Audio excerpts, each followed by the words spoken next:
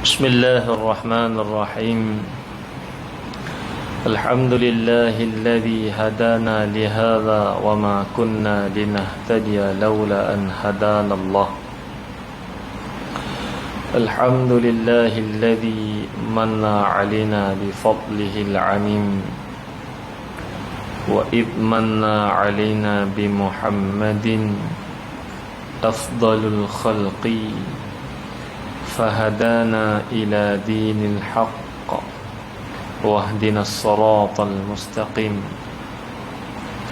نحمده ونستعينه ونستغفره ونعوذ بالله من شرور أنفسنا ومن سيئات أعمالنا.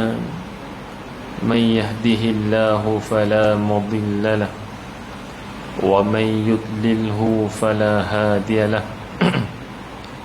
أشهد أن لا إله إلا الله وحده لا شريك له، وأشهد أن سيدنا محمدا عبده ورسوله حبيبه وخليله الهادي إلى صراط مستقيم. اللهم صل وسلم وبارك على سيدنا محمد وعلى آله وصحبه ومن تبعهم بإحسان إلى يوم الدين. أما بعد، فيا أيها المسلمون اتقوا الله.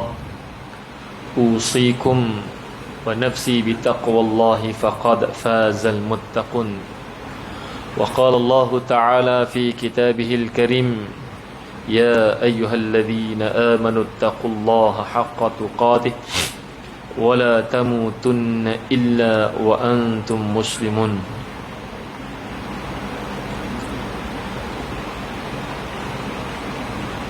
Yang saya muliakan Tuan Nazir, pengurusi dan seluruh jawatan kuasa Surau An-Nur,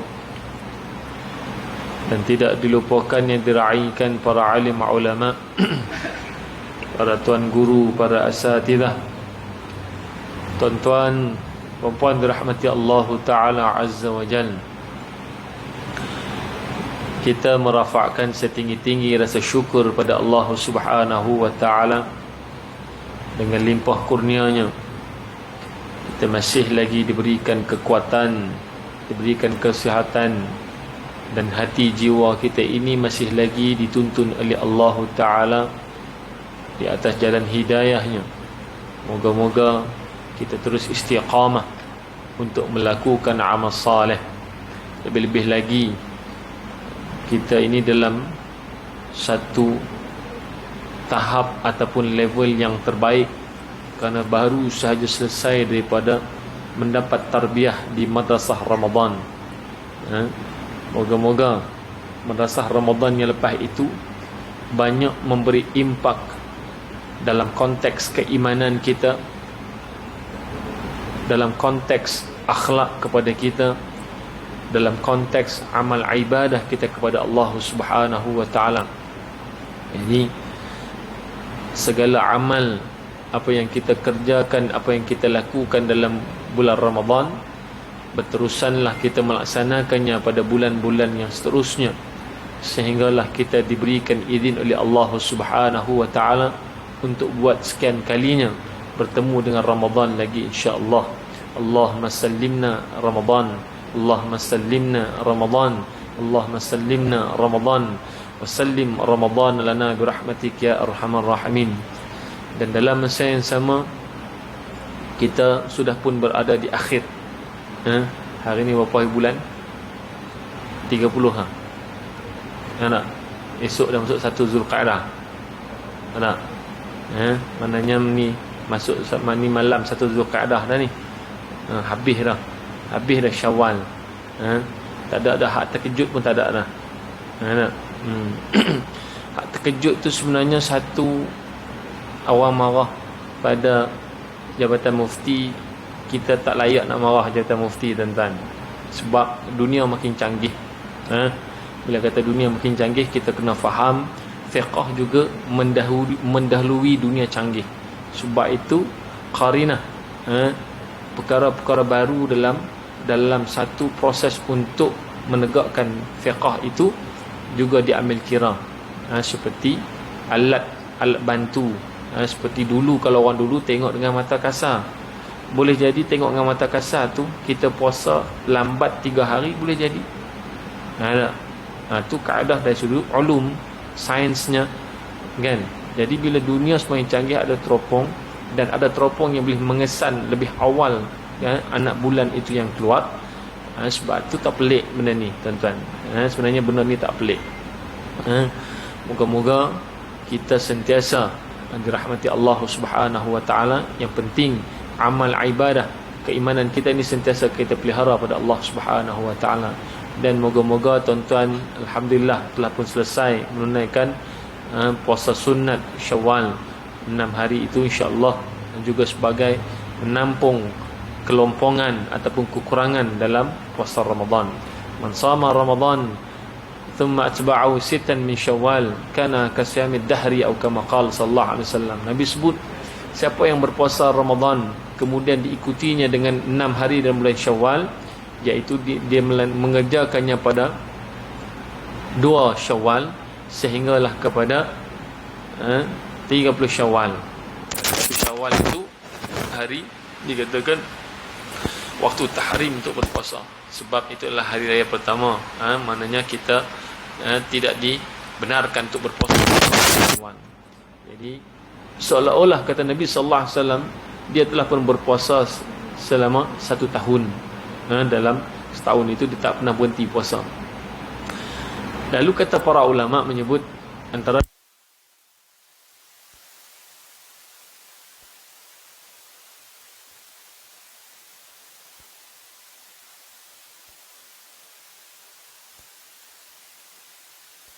iaitu apa dia? Boleh berpuasa dengan apa dia? Bil mutawaliyat, mengerjakannya tanpa putus, tuan-tuan. Hari ni puasa, esok puasa, sampai hari ke-6 itu berurutan. Maknanya tanpa putus, dengan tiada diselangi dengan hari yang tidak berpuasa. Kemudian au bil mutafariqat, ataupun boleh dipisah-pisahkan, mana diselangi dengan hari tidak berpuasa. Juga sunnah. Hukumnya sunnah. Jadi bila kata sunnah, tuan-tuan, ma yuthabu ala fi'lihi wa la yu'aqabu ala tarkihi. Bila benda sunat ni kita kena faham asal ataupun kaedah dalam bab sunat ini, iaitu dikerjakan dapat pahala, ditinggalkan tidak berdosa, tetapi rugi walaupun tidak dikira berdosa. Kerana apa?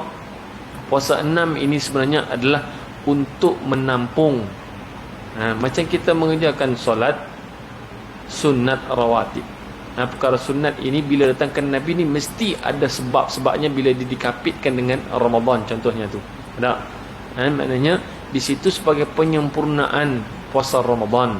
Alangkah ruginya, walaupun ada pandangan ulama mazhab yang lain seperti mazhab Imam Malik rahimahullahu taala alaih menyebut apa dia?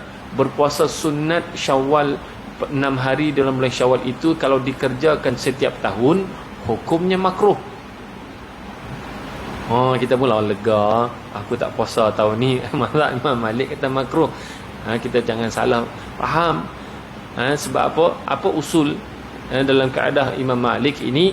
Kerana apa dia? Dia khawatiri orang beranggapan bahawa puasa sunat Syawal ini bila dikerjakan saban tahun, setiap tahun akan menjadi kefahaman bahawa ianya wajib setiap tahun dibuat.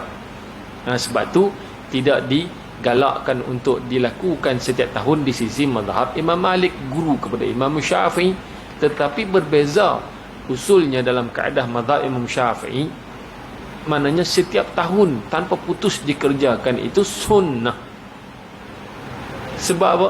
Ihtiyat di sisi Syafi'i. Apa makna ihtiyat?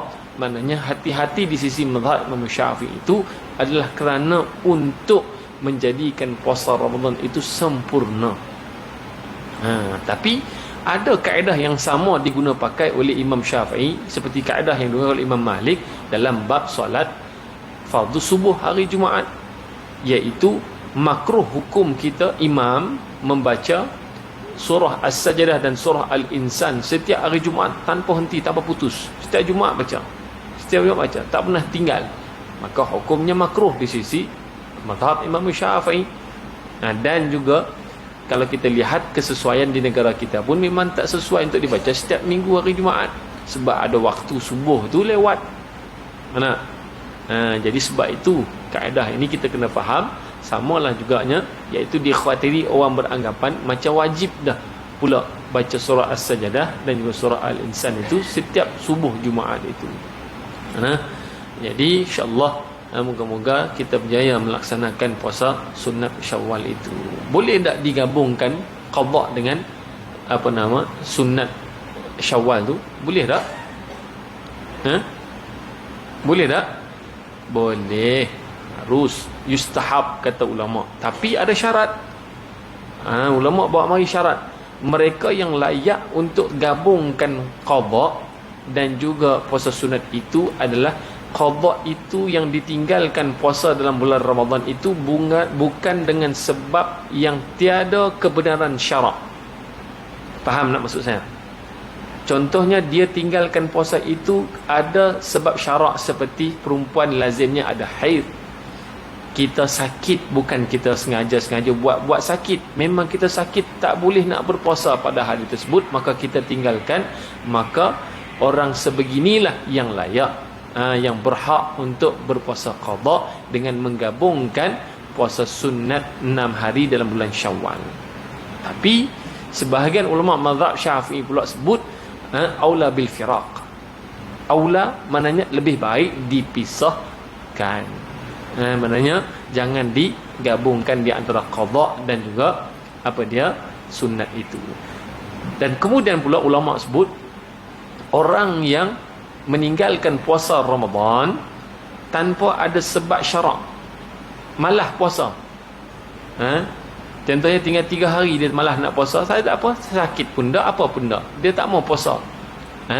Maka ulama kata tidak sah puasa sunatnya itu, melainkan dia kena dahulukan puasa qadanya itu dengan secara munfasil, berpisah. Maknanya asing, maknanya dia kena puasa qada dulu, baru lepas habis selesai puasa qada baru dia boleh puasa sunat. Jadi maknanya di situ ulama mengambil berat bahawasanya mereka yang meninggalkan puasa Ramadan dengan sengaja, tiada sebab-sebab syarak yang membenarkannya, ini sebagai satu peringatan. Jangan mereka untuk melakukan permainan terhadap amal ibadah yang wajib di sisi Allah Subhanahu wa taala. Jadi mereka yang meninggalkan puasa dengan sebab uzur syar'i dipanggil, uzur yang dibenarkan syarak itu, ya bolehlah gabung. Sebab ulama dalam mazhab Syafi'i kata boleh. Cuma juga sebagai ulama mazhab Syafi'i kata lebih baik itu dipisahkan. Wallahu a'lam. Baik, kita sambung kitab Riyadhus Shalihin. Masih lagi cerita Ka'ab ibn Malik radhiyallahu anhu.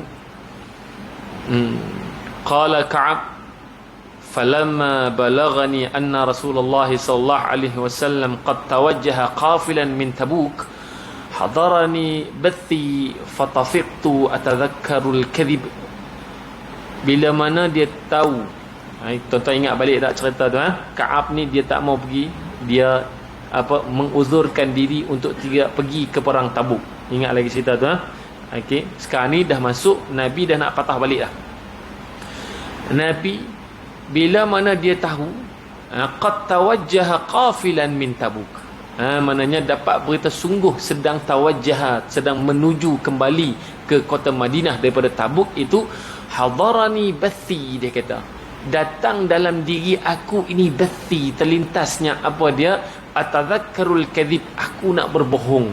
Tengok ni siapa? Ni sahabat Nabi ni, terlintas hatinya nak berbohong, tuan-tuan. Ini sahabat besar, bukan sahabat yang biasa-biasa. Lagilah kita, tuan-tuan, nak sebut tak, lagilah kita, saya, tuan-tuan, kita ni tak ada apa, bukan taraf sahabat, tuan-tuan. Hati kita ni gelisah, hati kita ni mudah gugur, hati kita ni mudah tergelincir. Kena walaupun pakai serban macam ni tuan-tuan, mudah sangat kita ni nak terlintas nak berbohong. Ada. Ini sebagai satu peringatan untuk kita sama-sama. Sebab tu Nabi sebut dalam hadis, apa dia? Allahumma salli ala Muhammad. Allahu akbar. Apa disebut? Man ghasyana falaysa minna, kata Nabi. Nabi sebut siapa yang berbohong kepada kami, dia bukan golongan kami, kata Nabi. Dia bukan puak kami, dia bukan ahli kami, kata Nabi SAW. Itu peringatan yang keras tuan-tuan bagi orang yang suka berbohong kepada orang lain. Jadi dia tak bohong lagi, dia baru terlintas di hatinya, bathi atadzakrul kadhib, aku nak bercakap bohong, nak beri satu alasan bohong kepada Nabi. Sebab apa? Aku tak pergi perang Tabuk, sebab aku tak terlibat dalam perang Tabuk ini. Tengok cerita yang begitu menarik tuan-tuan, untuk kita ambil di sini adalah membina akhlak peribadi kita tuan-tuan. Bima akhruju min sakhatihi ghadan, bagaimana aku nak mengeluarkan diri aku daripada sakhatihi, kemurkaan baginda sallallahu alaihi wasallam ini esok hari. Sebab dia tahu esok Nabi nak sampai dah. Jadi dia duk fikir macam mana. Sebab tu antara manfaat daripada apa yang disebut oleh Ka'ab bin Malik ini tuan-tuan, orang biasa buat salah tuan-tuan, dia akan gelisah. Kalau dia tak keluarkan diri pada gelisah tu, gelisah itu akan mencengkam hidupnya seumur hidup. Tuan-tuan kena ingat, sampai kita nak mati pun kesusahan gelisah itu akan merudung dalam diri kita. Sebab tu tuan-tuan jangan buat main. Kita ada buat hal dengan orang, dengan Allah. Mudah tak kita nak berurusan dengan Allah Ta'ala? Ya mudah. Allah Ta'ala itu kita duduk atas 3 sejadah, kita ikhlaskan diri, kita bertaubat kepada Allah Subhanahu Wa Ta'ala. Ya mudah untuk kita mohon keampunan pada Allah Ta'ala Azza wa Jalla. Tetapi di sisi hablum minan nas, hubungan dengan manusia ni tuan-tuan jangan buat main juga. Walaupun manusia itu bukan Tuhan, tetapi sebab tu kita dah baca dah kitab Riyadhus Salihin di awal kitab ini tentang syarat layak untuk menerima kemaafan di antara manusia itu. Antaranya disebut oleh Imam Nawawi, apa dia wajib pergi bertemu dengan tuannya itu. Sebab tu tuan-tuan, kita kalau tak melepaskan diri kita daripada perkara-perkara ada yang kaitannya hubungannya dengan manusia ataupun dosa yang berkaitan kita dengan manusia lain itu, kalau kita tak lepaskan, kita akan gelisah buat selama-lamanya, jiwa tak akan tenteram tuan-tuan. Tu kita kena ingat. Lalu wa asta'inu ala dhalik bi kulli dhi ra'yin min ahli, dia pun gilah minta bantuan. Dia minta bantuan siapa? Ahli keluarga. Dia minta pandangan bira'yin, nak tanya macam mana, aku nak jawab apa esok. Nabi mai dah esok ni. Sudahlah, dia kata, aku nak bagi jawapan apa kepada baginda sallallahu alaihi wasallam dengan sebab-sebab tertentu yang aku tak pergi ikut Nabi ni perang Tabuk, dia kata. Falamma qil, lalu ada yang beri jawapan padanya, inna Rasulullah sallallahu alaihi wasallam qad adalla qadiman zah 'anil batil. Tiba-tiba dalam tengah dia nak mendapatkan jawapan itu, lalu ada orang menyampaikan kepadanya apa dia kata, qad adalla qadiman zaha 'anil batil. Dia tahu bila ada berita bercakap Nabi telah pun sampai masuk ke pintu gerbang kota Madinah Al-Munawwarah itu. Zaha 'anil batil, tiba-tiba luput, hilang terus kebatilan yang nak buat dosa tadi, nak membohong Nabi ni tadi, dia nak buat reka cerita ke Nabi, tiba-tiba hilang. Sebab apa tuan-tuan? Sebab apa begitu? Sebab sahabat ni dia mencintai Nabi SAW itu lebih tinggi daripada untuk dia melakukan ataupun melukakan baginda SAW.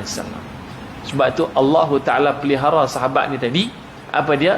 Tiba-tiba bila dia dengar je Nabi dah masuk ke kota Madinah, apa yang berlaku?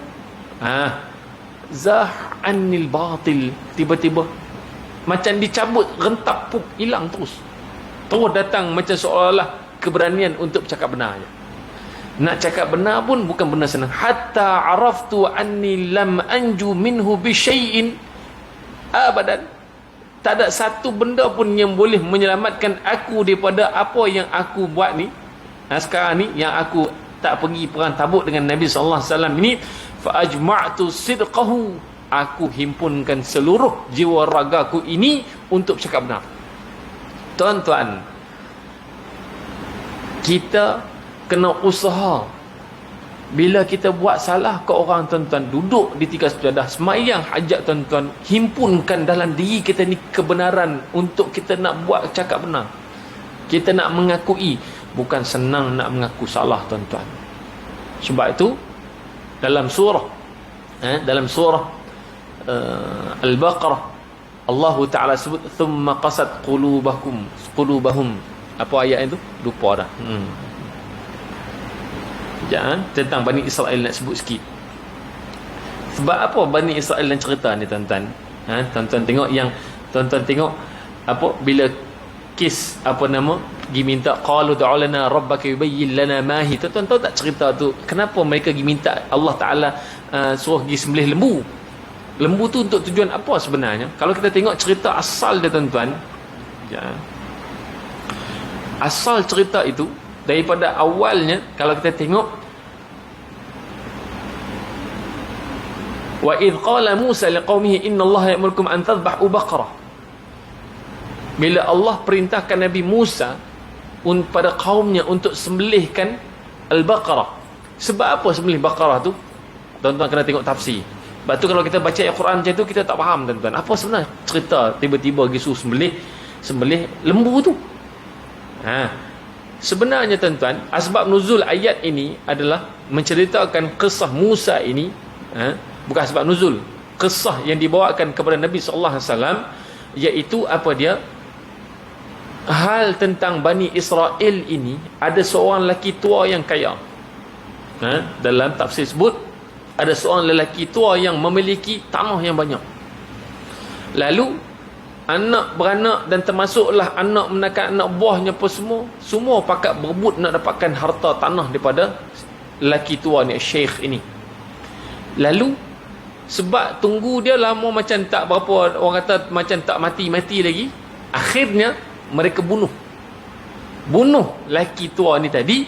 Lalu untuk mengelak daripada mereka itu dituduh daripada membunuh, dicampakkan apa dia, mayat lelaki tua ini di satu kampung lain, di tempat pintu masuk kampung yang lain, letak tempat kampung lain. Jadi kononnya boleh jadi nanti orang kata yang bunuh bukan daripada kampung ni, orang kampung sana yang bunuh, lalu dilempar mayat itu di hadapan perkampungan yang lain. Lalu kecohlah satu kampung, tuan-tuan. Ni kita nak kait tentang orang perangai Bani Israel ni, tuan-tuan. Dia takkan, walaupun datang bukti yang benar, dia takkan mengaku sampai sudah. Ini cerita dia. Lalu bila mana Allah Ta'ala mereka minta, semua masing-masing tak mengaku, orang kampung ni mai jumpa Nabi Musa alaihissalam. Ya Musa, apa dia? Mintalah pada Allah, siapakah pembunuh ini sebenarnya? Siapakah pembunuh laki ini? Kami nak tahu. Itulah yang Allah Ta'ala perintah pada Nabi Musa. Apa yang kata Allah Ta'ala sebut? Kata wa idh qala Musa liqaumihi innallaha ya'murukum an tadhbahu baqarah. Allah telah memberikan jawapan pada aku. Apa dia? Tadhbahu baqarah, sembelih lembu dulu, untuk mendapat jawapan bagi supaya apa dia? Nak tahu siapa bunuh itu. Kenapa, tuan-tuan? Sebab tu lembu ini tadi bertujuan yang mana ambil bahagian badan lembu itu, pukul pada mayat itu akan bangun nanti. Tapi sebelum sampai cerita itu, perangai Bani Israel ni pelik pula, menyusahkan. Dia kata apa? Qalat ulana rabbaka yubayyin lana ma hi. Lembu macam mana pula? Macam mana lembu macam ni ke begitu? Sampailah Allah Ta'ala bila tengok perangai Bani Israel ni banyak tanya, lalu Allah menyukarkan, membebankan lagi mereka. Sepatutnya bila Allah suruh pergi melih lembu tu, tak payah tanya dah. Ikutlah lembu warna apa ke, lembu metot ke, lembu tinggi ke, lembu pendek ke, tanduk pendek ke, tanduk panjang. Tak payah banyak tanya. Sebab Allah dah beri jawapan kata lembu. Ya, tapi tengok perangai Bani Israel ni, dia saja nak membebankan diri sendiri, lalu Allah bebankan lagi mereka. Nak sangat beban lagi, jadi Allah pun kata aku nak lembu begini-begini, nak lembu warna merah. Nak kata tua tidak, dan lembu yang belum lagi yang beranak, masih darah lagi lembu itu. Jadi makin payah. Itu yang Allah Ta'ala sebut pada ayat berikutnya, thumma qasat qulubukum min ba'di dhalik fahiya kal hijarati aw ashaddu qaswah. Lalu bila mana mereka dah jumpa lembu, dalam tafsir sebut panjang cerita ni tuan-tuan. Ibnu Katsir sebut 40 sana, 40 tahun cari lembu saja tak jumpa, dalam tempoh 40 tahun. Sebab tu umur Nabi Musa ni dan kaumnya panjang tuan-tuan. Cari lembu tak jumpa tuan-tuan. Berapa tahun baru jumpa lembu? 40 tahun. Lepas tu jumpa pula lembu, yang ada pun seorang ni je yang memiliki seekor lembu tu. Maka berlaku pula tawar menawar. Akhirnya tuan milik lembu ni tak mau jual murah, dia jual mahal. Akhirnya mereka terpaksa beli. Akhirnya dibebankan lagi oleh Allah Subhanahu Wa Taala untuk mereka dapat jawapan siapa pembunuh. 40 tahun tuan-tuan nak cari jawapan siapa bunuh lelaki tu, lelaki tua tu. Lalu akhirnya jumpa lembu tu tadi, jumpa sembelih lah. Bila sembelih lembu itu, ambil, ulama sebut ada kata ambil bahagian paha, ada kata daging saja, pergi pukul pada badan. Ada tu riwayat, banyak riwayat sebut. Cuma kita ambil umum, ambil kelah sebagaimana anggota badan lembu tu, pukullah kepada mayat ini tadi. Maka dalam riwayat tafsir sebut apa dia? Sebab tu thumma qasat qulubukum. Yang mana ayat sebut, dia kata min ba'di dzalik, selepas daripada peristiwa mereka pukul lembu tu, bangkit mayat ni hidup balik. Lalu seluruh Bani Israel tanya kepada lelaki ini, apa dia? Dia tanya, mereka tanya, siapakah yang bunuh engkau? Siapa bunuh engkau? Lalu dia sebut apa dia? Dia kata apa disebut dalam tu? Dia kata anak beranak aku, dia kata. Lebih kurang begitu dalam tafsir sebut.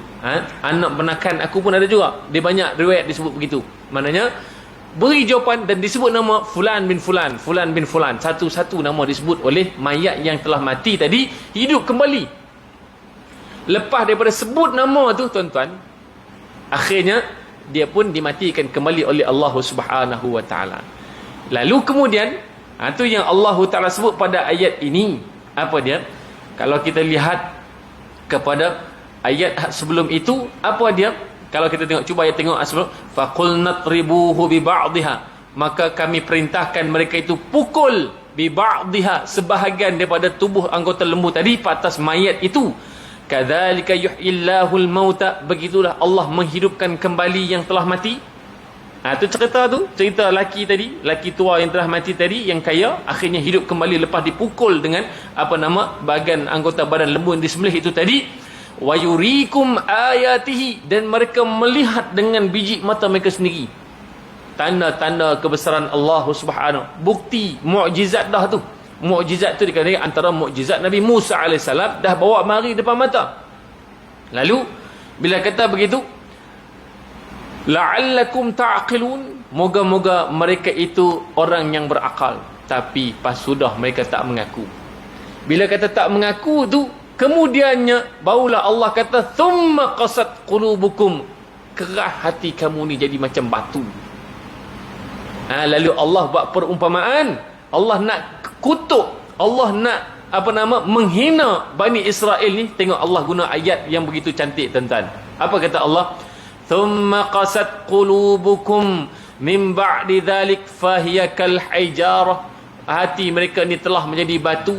Fahiya kal hijarah, seperti batu hati. Dah keras, sudah menjadi keras hati mereka itu. Fahiya kal hijarah, seperti batu hati mereka itu. Batu, orang kata hati batu ni degil. Kemudian Allah Ta'ala sebut au ashaddu qaswah, ataupun lebih keras daripada batu. Maknanya Allah nak bagi tahu teruknya orang Bani Israel ni. Dah bagi bukti dengan dalil, bukan dalil calang-calang biasa. Allah yang berikan bukti itu dengan menghidupkan kembali, dengan memukul sebahagian jasad lembu tadi yang disembelih itu, pukul tamai ni. Tapi masih lagi berani menentang untuk tidak mahu mengakui di hadapan Bani Israel waktu tu orang yang buat salah. Lalu kata Allah Subhanahu Wa Taala, wa inna minal hijarah, Tapi sungguhnya daripada batu-batu itu yang ada di bumi ini, kata Allah. Tengok, ini nak cerita. Apa dia? Lama yatafajjaru minhul anhar. Sekerah-kerah batu tu pun batu mengeluarkan air. Maknanya masih lembut juga batu tu. Kenapa? Dalam masa sama, tuan-tuan, ayat ini cerita dalam bab sains. Kita tak pelik. Allah sebut dah dalam Al-Quran. Mai mana air terjun ke atas tu, tuan-tuan? Mai mana air terjun tu? Tuan-tuan pernah berjalan tak? Cari punca air terjun. Saya biasa pergi cari, tuan-tuan. Sebab saya biasa pergi ke Greek, hutan Greek tu. Pergi ke Selauk. Pergi ke Kemar atas tu. Pergi main dengan orang asli. Pergi cari ikan kelah. Makan ikan kelah. Makan sebarau. Makan tengah tu. Biasa, tuan-tuan. Jumpa, tuan-tuan, air batu keluar, air keluar daripada batu atas puncak tu. Benda ni Allah Ta'ala sebut bila bangsa Arab pun tak pernah tengok air terjun. Sebab itu tafsir, kalau kita tengok tafsir itu, mereka ambil sebagai perumpamaan tamthilan Allah Ta'ala sahaja. Padahal realiti benda tu ada tak hari ini? Sebab bila Islam tersebar luas seluruh dunia di atas muka bumi Allah Ta'ala, rupanya ayat ini ia ada menceritakan benda yang realiti di atas dunia ini. Ada tuan-tuan tak cak, tuan-tuan pergi naik panjat bukit tu, pergi tempat air terjun, pergi cari punca. Macam mana boleh ada air? Walaupun musim kemarau, tuan-tuan, kemarau sekarang ni musim panas, tuan-tuan, air tak putus atas tu. Cuma besar dengan tak besar aja air sungai tu. Ada, tapi air tetap keluar daripada batu, tuan-tuan. Ni Allah nak sebut wa inna minha lama walama yatafajjaru minhul anhar. Yang mana batu tu boleh keluar air. Takkah teruk Bani Israel ni pada batu? Itu maksud dia. Lalu Allah Ta'ala sebut wa inna minha lama yashaqqaqu fayakhruju minhul ma. Dan ada di antara batu itu terbelah. Bila terbelah batu itu, fayakhruju minhul ma, maka keluarlah air itu daripada batu itu. Ini cerita air terjun biasa. Kita dah tengok, maknanya ya Allah nak cerita. Kemudiannya wa inna minha lama yahbitu min khasyatillah. Yahbitu, ini adanya batu tu turun jatuh daripada atas, daripada min ra'sil jabal. Bila kita habata, bukan jatuh sendiri, ada benda yang bawa dia turun, iaitu air yang tolak dia tadi. Tengok bila air besar, tuan-tuan, atas tu air dah bertakung banyak lama sangat, jadi boleh jadi batu tu pun jatuh ke bawah, tuan-tuan, min khasyatillah, kerana takut kepada Allah Subhanahu wa ta'ala.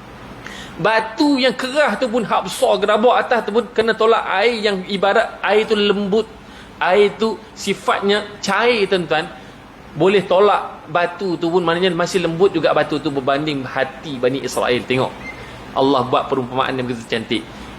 Apa Allah Ta'ala sebut begitu? Kerah hati, tak mengaku pasal dah Bani Israel, tuan-tuan. Ada tak perangai kita macam ni, tuan? Ada. Batu guru kami dulu, siapa masuk kelas lambat, dia kata apa? Israel, dia kata. Masuk kelas lambat. Masuk kelas lambat, dia kata. Pasal apa lambat? Israel. Tuan-tuan rasa apa kalau mengaji zaman tu? Tuan-tuan mau lari ke panggil Israel. Ya, perangai Bani Israel macam tu. Dia kata, patut guru kita sebut begitu. Pasal apa? Dia beri peringatan. Jangan perangai macam Bani Israel. Kita, tuan-tuan, dah buat salah. Apa sudah? Sombong. Bongkok. Tuan-tuan, sombong ni sifatnya syaitan, iblis. Sebab tu apa dia? Kalau kita gagal lawan ujub, tuan-tuan, sebab tu Ramadan tu bagus, tuan-tuan. Ramadan tu kalau kita banyak buat amal, sebab tu digalak buat amal banyak. So sedekah banyak. Sedekah ni untuk apa? Hilang ujub semua. Nak didik hati kita ditunduk pada Allah Subhanahu wa ta'ala. Ujub ni bila gagal dibuang, tuan-tuan, maka timbul yang kedua, iaitu at-takabbur, sombong. Bila datang sombong, tuan-tuan, sombong ni maksud dia membesarkan diri, mengecilkan orang. Dia suka mengecilkan orang, padahal walaupun orang tu lebih hebat daripada dia secara zahirnya, tapi dia tetap nak mengecilkan orang, sebab dia nak membesarkan diri dia. Itu perangai. Sebab tu kalau kita ada perasaan mengecilkan orang, tuan-tuan, hilangkan segera. Itu takabur, sombong. Kemudian bila dia gagal menghilangkan takabur, maka terbit yang ketiga, iaitu al-hasad. Hasad, dengki akan jadi tinggi. Dia tak akan duduk senang bila tengok orang lebih pada dia. Itu biasa begitu. Lepas tu bila mana dia dah gagal Contohnya, dia kalau dia dalam satu tampuk yang begitu hebat tinggi tuan-tuan, makam yang tinggi, orang yang sombong hasad ni dah teruk dah. Boleh jadi niaga dah sampai maju, dah dapat juta juga, tapi tengok orang lain lebih baju pada dia, akhirnya akan datang al-hiqdu, iaitu dendam. Dia akan dendam ke orang. Itu yang orang Melayu ke Jawa ke tak boleh tengok kedai sebelah tu maju makan tom yam, dia kedai tom yam pun sama, rasa pun sama, apa pun tak ada beza pun. Pasal apa? Kedai sebelah mana dia pun pergi hantar bomoh. Itu al-hiqdu, dendam. Kemudian bila dendam, akhirnya akan muncul yang keenam, al-adawah, iaitu permusuhan. Habis. Punca apa? Ujub ya tuan-tuan. Ujub tu kecil ya sebenarnya. Ujub ni semua kita ada, termasuk diri saya semua ada. Cuma bagaimana mengawal ujub. Lepas tu ujub ni kena kawal dengan istighfar. Astaghfirullahalazim, astaghfirullahalazim. Ada. Sebab tu ujub biasanya orangnya yang biasanya ada ilmu, yang banyak ujub. Tak kira ilmu apa, ilmu engineer ke, ilmu agama ke, ada. Tak kira, orang berilmu ni biasa ujub. Orang yang tak ada ilmu ni biasa dia tahu dia ni tak ada ilmu, dia tak cerdik, dia tak pandai, dia tawaduk. Dia tak boleh nak kata apa sebab dia tu. Biasanya orang ada ilmu. Ada. Tak kira lah apa jual bidang ilmu sekalipun, bila kita tengok dia ni bercakap, dia ni pernah bercakap juga, asyik nak berlawan. Di situ masing-masing kena jaga tengok ujub. Itu benda yang kita ni. Tapi Ka'ab bin Malik radhiyallahu anhu, dia ni apa dia? Bila mana tak ada apa yang boleh menyelamatkannya, akhirnya ijtama'tu, dia kata fa'ajma'tu sirqah, aku nak menghimpunkan dia tekad. Maknanya ajma' di sini bertekad untuk bercakap benar. Tuan-tuan, kita usaha untuk bercakap benar. Bila buat salah, tuan-tuan pergi mengaku depan orang tu, tak susah pun. Cuma malu, itu ialah kita ada rasa malu. Tak apalah, itu hukuman untuk kita, tetapi Allah Ta'ala akan buka seluas-luasnya keampunan dan rezeki kita begitu luas, tuan-tuan, insya-Allah. Kemudian wa asbaha Rasulullah sallallahu alaihi wasallam qadiman, Nabi pun sampailah ke kota Madinah. Wa kana idza qadima min safar bada bil masjid faraka'a fihi rak'atain thumma jalasa linnas. Tengok ni adab tuan-tuan yang diajar. Apa dia? Bila Nabi masuk je ke kota Madinah Al-Munawwarah, Nabi tak terus balik sampai ke rumah. Nabi singgah di masjid. Untuk apa dia? Nabi tunaikan solat sunat 2 rakaat. Thumma jalasa linnas. Ini kelebihannya. Untuk apa tuan-tuan? Supaya kalau kita lah, isteri kita ni musafir kerja tuan-tuan, 3 hari. Biasa ada orang kerja kan 3 hari, driver lori ke apakah kerja sekalipun, dia bekerja outstation tuan-tuan. Sebelum balik tu jangan balik rumah terus, singgah satu tempat yang paling baik ada masjid. Telefon isteri, abang singgah masjid dulu, abang nak solat dan sebagainya. Isteri kat rumah, dia ada waktu tak untuk persiapkan dirinya dengan rumahnya, mungkin sediakan sedikit makanan dan sebagainya. Kita balik, hati kita tenteram tuan. Kalau kita balik main terjah nak buat surprise ni bukan budaya, bukan kata tak baik, bukan kata tak boleh. Boleh, surprise tu ikut keadaan. Ikut keadaan. Kita kalau boleh ikutlah sunnah baginda sallallahu alaihi wasallam. Bila nak balik lama bermusafir tu, bagi tahu isteri saya dah nak sampai dan saya singgah di masjid ni sekarang ni, jadi dia boleh pergi. Bila kita balik tuan-tuan, dia dah prepare tuan-tuan. Rumah hak sepah tadi tak jadi sepah. Kita letih tuan-tuan, tengok rumah sepah lagi nak marah. Tu yang dia keluar mulut kita hak bukan-bukan. Saya abang baru balik ni tengok rumah sepah, awak buat apa kat rumah? Mula habis. Jiwa tak tenteram. Tengok Nabi ajar supaya kita dalam keadaan tenang. Macam mana? Duduk masjid, solat sunat 2 rakaat, bagi tahu kat isteri. Dah masuk waktu dah. 1 minit lagi. Okey. Maknanya begitu. Thumma jalasa linnas. Lalu Nabi pun duduk dulu dengan melihat keadaan orang lalu lalang di hadapannya. Duduklah dengan orang lain waktu itu. Falamma fa'ala dhalik, lalu ketika mana Nabi buat kepada benda tu tadi, ja'ahul mukhallafuna, maka datanglah kepadanya orang yang bukannya Ka'ab seorangnya, ada orang lain juga yang tidak turut pergi perang Tabuk itu.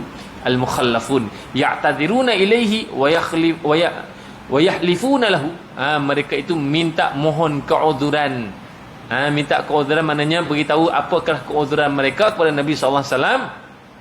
Lalu kemudian wa kanu bid'an wa 80 rajulan. ada lebih kurang hampir 80 orang yang jumpa Nabi SAW yang tak pergi puan tabuk rupanya. Bagi laluan azan insya-Allah.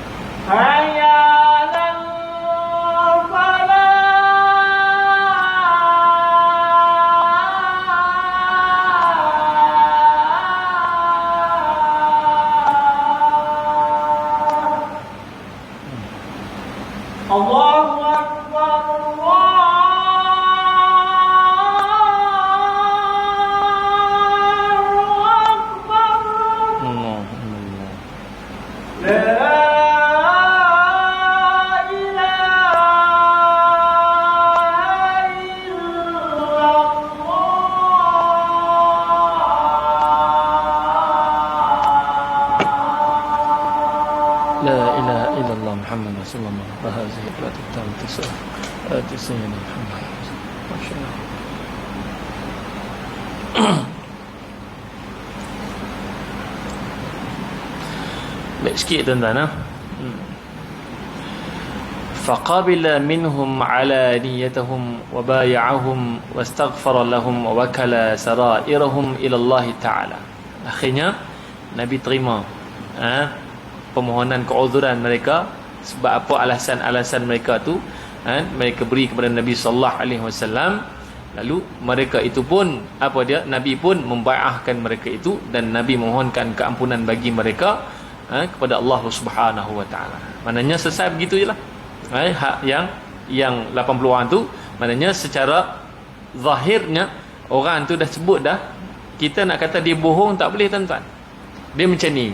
Kita kena faham. Walaupun ada tadi orang tu bukan ada, memang orang tu datang bohong kat kita. Dia bagi alasan bohong kat kita. Kita tak boleh tuduh dia bohong. Apa bukti kita nak kata dia bohong? Sebab bukti bohong ni bukannya boleh dibawa mari dengan mudah begitu. Jadi sebab bohong itu adalah benda yang berkait dengan hati, melainkan ada qarinah zahir yang lain. Contohnya orang kata rakaman video, contohnya dia sebenarnya duduk ni tengah duduk santai, tak ada buat apa kerja pun. Itu lain cerita, tu banyak qarinah, tapi tetap juga dipakai sebagai alat bantu saja, tidak boleh jadi hujah utama. Jadi sebab itu dalam bab tuduh isteri itu berzina, ada dalam bab li'an itu sendiri, tengok kena bawa mari saksi. Kalau dia terbukti bahawa tuduhannya itu palsu, maka selama-lamanya dia tidak akan diterima lagi menjadi saksi yang benar. Tengok berat Islam meletakkan satu hukum, tuan-tuan. Sebab tu bohong ni tadi benda yang tak nampak. Wallahu alimun bidzati sudur, maknanya serah kepada Allah Taala. Batu Nabi tadi dia selesaikan begitu. Maknanya Allah Taala lah memberikan ampunan mohon pada Allah Taala berikan keampunan pada mereka itu kan, sebab keuzuran mereka tidak boleh untuk pergi perang itu. Lalu apa yang berlaku? Hatta jitu, sehingga aku pula pergi berjumpa dengan Nabi sallallahu alaihi wasallam. Falamma sallamtu tabassama tabassumal mughdab thumma qala, dia sampai tu aku pun beri salam kepada Nabi sallallahu alaihi wasallam. Beri salam tu tabassama tabassum, dengan memberi salam dengan senyuman, tetapi Nabi membalas senyuman itu dengan senyuman yang nampak macam tak apa-apa nak kenal, macam nak marahnya Nabi kat aku. Dia kata begitu. Thumma qal, lalu Nabi pun sebut pada Ka'ab bin Malik, ta'al ya Ka'ab, mari sini Ka'ab. Tengok Nabi pun panggil Ka'ab bin Malik. Faji'tu amshi hatta jalastu baina yadayhi, dan aku pun duduklah dekat dengan Nabi. Tu bila kata baina yadayhi ni duduk dekat macam ni, tuan-tuan. Duduk dekat dengan Nabi SAW, duduk berdepan dengan Nabi SAW. Sebab tu tuan-tuan, adab kita, bila mana kita ni Nabi ni dalam Syama'il Muhammadiyah disebut, tuan-tuan, bila orang nak cakap dengan Nabi, Nabi tak akan peling begini. Nabi tak akan pusing kepala saja. Orang tak panggil kita, ni nak jemput, okey, orang belakang ni tadi ni, dia akan mungkin boleh jadi berasa hati kat kita. Sebab tu adab bila orang nak panggil cakap dengan kita, badan ni sekali kena tak wajuh ngadap dia, pusing macam ni. Ya, tu adab Nabi ajar. Kita ramai banyak begitu buat, tuan-tuan. Orang bila nak cakap dengan kita tulis begini, macam tak bersungguh nak cakap dengan orang tu. Kita kena ubah, tuan-tuan. Bila orang bercakap, tunjukkan kesungguhan kita menerima orang yang nak cakap dengan kita tadi, dengan kita bukan menggerakkan kepala saja. Badan itu kena menghadap orang tu sekali, badan tu menghadap. Kelainkanlah kecuali dalam bab tertentu, duduk dalam kereta, orang duk panggil kali dengan badan gerak, habis pergi ranak dalam bawah lori, tuan-tuan. Tengok keadaan, tuan-tuan. Tu kena faham. Baik. Jadi duduk depan Nabi SAW, berdepan dengan Nabi SAW itu. Lalu apa dia? Faqala li, Nabi pun sebut pada aku, ma khallafak, apa yang menyebabkan engkau ni tidak pergi terlibat untuk menyertai rombongan perang ke Tabuk? Nabi tanya kepada Ka'ab bin Malik. Lalu Nabi kata lagi, alam takun qad ibta'ta zahrak, bukankah kau ni dah beli kenderaan yang baru? Kau ni dah ada kenderaan yang baru. Maknanya sebelum dia ada kenderaan, sekarang ni ada kenderaan baru. Tu maknanya zahrak ni belakang. Tapi digunakan kaedah, iaitu kuda ataupun unta boleh jadi. Beli kuda baru tapi tak mau pergi perang. Pasal apa? Nabi tanya begitu kepada Ka'ab bin Malik. Kata Ka'ab, qultu ya Rasulullah, dia kata wahai Rasulullah, dia kata inni wallahi, dia kata sungguh demi Allah ya Rasulullah, law jalastu 'inda ghairik min ahli dunya la ra'aitu anni sa'akhruju min sakhatihi bi'udhrin laqad u'titu jadalan walakinni, dia kata wallahi laqad alimtu la in haddathtuka al-yawm haditha kadhib tardi bihi 'anni la yushikanna Allah yuskhituk alayya. Dia kata, kalau dia kata wallahi, dia kata sungguh demi Allah, dia kata lau jalastu 'inda ghairik, kalau engkau ya Rasulullah, orang lain depan aku sekarang ni, dia kata, kalau orang lain bukan engkau ya Rasulullah, orang lain duduk depan aku, dia kata, apa dia kata, min ahli dunia, daripada mana-mana orang lain di atas dunia ini, dia kata la ra'aitu anni sa'akhruju min sakhatihi 'udrin, sungguh dia kata aku akan memberikan alasan untuk minta keuzuran. Ceritalah bohong kok macam mana pun pada orang ini untuk menyatakan sebab apa aku tak pergi perang, yang penting aku boleh melepaskan diri. Kalau itu bukan Nabi yang duduk depan dia waktu itu. Tengok, maknanya dia kasih pada baginda sallallahu alaihi wasallam. Lalu dia sebut apa, dia kata laqad u'titu jadalan, sebab Ka'ab bin Malik ini dianugerahkan oleh Allah Taala, iaitu apa dia, kehebatan dalam bab berdebat, berhujah. Dia memang ada kepakaran, dia fasih. Sebab itu syair Ka'ab bin Malik ni banyak yang untuk menyanggah balik syair-syair yang dibuat oleh puak musyrikin Madinah, oleh juga puak puak Yahudi di kota Madinah. Sebab tu Ka'ab bin Malik ni hebat dalam berbahasa. Sebab tu dia kata kalau bukan engkau lah ya Rasulullah duduk depan aku hari ni, dia kata aku akan bohong dah, bagilah alasan apa sekalipun. Tapi apa dia kata pada Nabi SAW, walakinnani, disebut wallahi, demi Allah, dia kata laqad alimtu la in haddathtuka al-yawm, dia kata aku tahu sekiranya hari ini aku berkata pada engkau ya Rasulullah haditha kadhibin, dengan satu kalam yang berbohong, dia kata apa dia, tardi bihi, engkau redha dengan apa yang aku cakap, anni terhadap diriku, la yushikanallah, apa dia, tapi Allah itu hampir-hampir yuskhituk alayya, Allah akan murka pada engkau sebab kerana perbuatan aku itu. Tengok, jadi ini nak tunjukkan sifat Ka'ab bin Malik ini yang sayang kepada baginda sallallahu alaihi wasallam.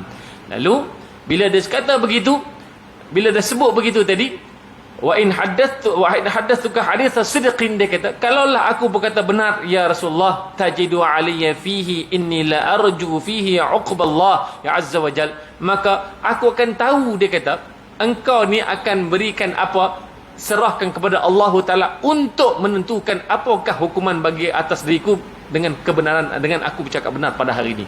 Maka dia bersedia untuk dihukum oleh Allah dan Rasul atas sebab perbuatannya yang meninggalkan rombongan tidak turut serta dalam rombongan perang Tabuk waktu itu. Lalu sebutnya lagi, wallahi ma kana li min udhrin ya Rasulullah, aku tak ada apa alasan pun. Maknanya tak ada apa benda, sebab maknanya aku sendiri yang tak mau pergi, tidak ada benda yang menjadi satu hujah kuat kukuh untuk aku diberikan keuzran untuk tidak pergi perang. Maknanya tidak ada hujah. Maka dia serah kepada Nabi sallallahu alaihi wasallam. Wallahi ma kuntu qad aqwa wala aysara minni hina takhallaftu ank, dia kata. Lalu kata apa yang padaku tu datang kekuatan dalam dirinya, wala aisara minni, dan satu bukan yang mudah daripada dalam diri, aina takhallaftu ank, bila mana dia telah meninggalkan Nabi ini tadi, tak mau ikut Nabi pergi perang tadi, dia juga mengalami bebanan sebenarnya.